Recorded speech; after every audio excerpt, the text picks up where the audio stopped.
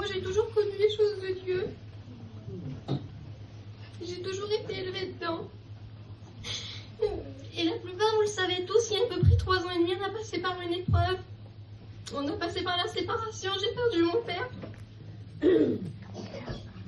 Et moi j'étais plus petite, mais je savais que la seule solution, ce serait le Seigneur. Amen.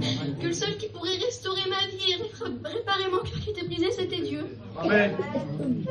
Et quelques temps s'est passé, puis j'ai laissé comme ça, puis j'ai été au séminaire. Et dans ce séminaire-là, il a duré 4 jours et j'étais vraiment pas bien.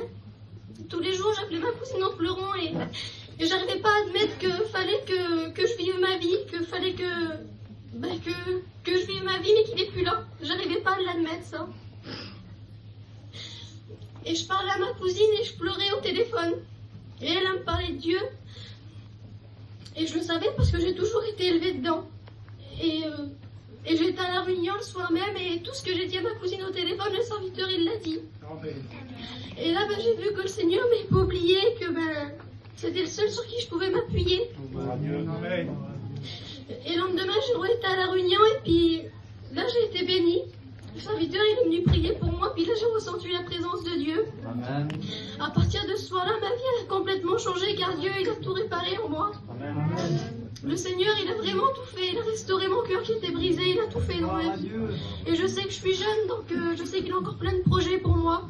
Amen.